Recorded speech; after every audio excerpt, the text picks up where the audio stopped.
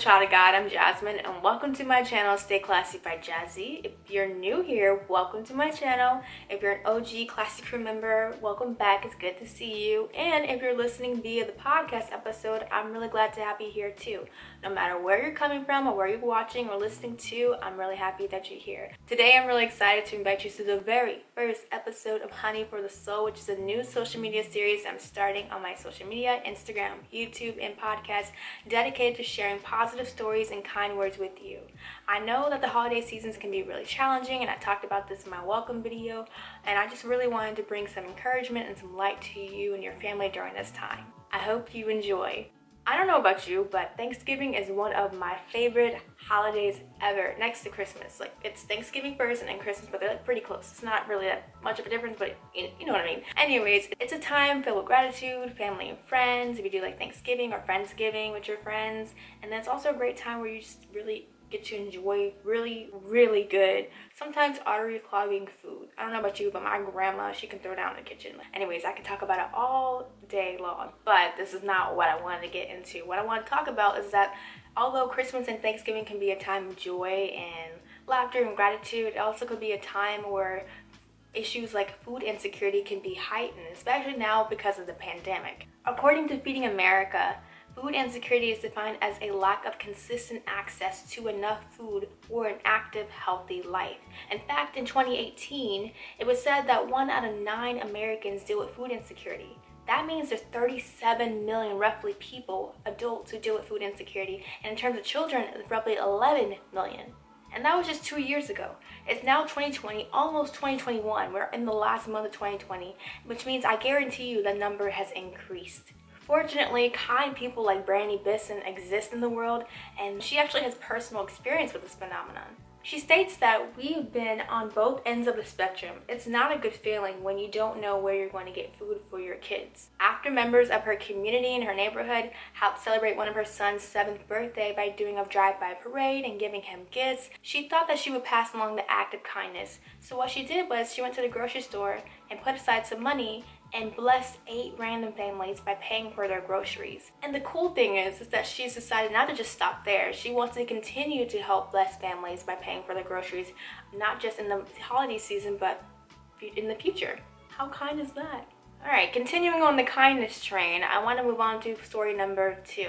Now, like I said, and I have mentioned many times, the holidays can be a challenging time. I don't want to sound like a broken record, but I want to have this ringing in your head because one of the reasons why the holidays can be a challenging time is that a loved one can fall ill. A man named Brad Aronson is no stranger to this phenomenon. His wife was diagnosed with leukemia when their son was 5 years old, and so he had to accompany her as she got treatment for about 2.5 years. So he went back and forth going to the hospital with his wife and being there to support her, and then going home to support his son. Of course, this was a very troubling and dark time for he and his family, but during that time, his close friends, his families, and even strangers shed some light on their dark situation by doing random acts, if not actually random, but intentional acts of kindness. They did things such as help pick up their son from school and take him to practice, or making meals and dropping off at their home because they knew that Brad would not have time to cook for their son while he is at the hospital with his wife. It turns out that the acts of kindness was so overwhelming for the family that Brad Aronson actually collected all those acts of kindness and put them into a book. The book is called Humankind, Changing the World One Small Act at a Time. I'll put the little picture right here. And the really cool thing about the book is that not only does it feature moments of kindness that was given to he and his family, but it also includes stories from around the world of people who have done kind acts for those in their community, for their loved ones, such as a little boy who did a global kindness challenge. And if that wasn't good enough, the cherry on top of this Kindness Sunday is that he also provided resources and organizations and lists of practical advice and tips on how you, the reader, can actually implement acts of kindness in your own community. And I want to end this story with a little quote from the book saying that the book will leave you grateful for what you have and provide a refuge from the negativity that surrounds us. People like Brad Aronson, his loved ones, his friends, strangers, and Brandy Bisson about buying groceries for people she didn't know restores my faith really in God that good can still exist in such an evil and fallen world. Goodness, I cannot think of any better 2 stories to get this series started. this is just the epitome of what this series is about. Honey for the Soul, kindness, the power of kindness, the power of kind acts, and the power of positive stories, and how one act of kindness, one kind word can start a chain of positive occurrences happening with people. You don't know how one compliment can change someone's life. Overall, I felt these stories were a wonderful way to showcase what it means to really truly love your neighbor, to care for your neighbor, and to be selfless. Whether you're giving up your time, your effort, your energy, or your money. Now, before I go, I do want to end with scripture because this is a biblically based series, and so I really want to talk about what it means to love your neighbor. So today's scripture is based in Matthew 22 verses 37 through 40, and this is scripture talking about where the Pharisees are trying to test Jesus.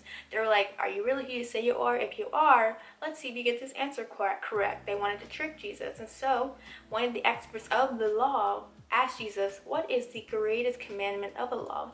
And Jesus said, you shall love the Lord your God with all your heart, with all your soul, and with all your mind. This is the first and greatest commandment. The second is like it. You shall love your neighbor as yourself. That is, unselfishly seek the best or higher good for others.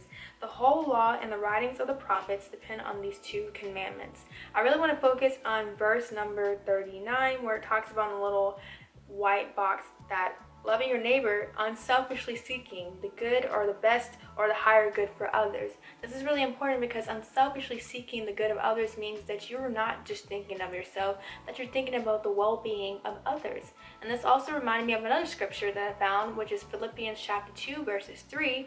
And it talks about what it means to regard someone else as more important than you, that you humble yourself enough to want to care about someone else and not just yourself. It states, this is the amplified version by the way, do nothing from selfishness or empty conceit, through factional motives or strife, but with an attitude of humility, which means being neither arrogant nor self-righteous.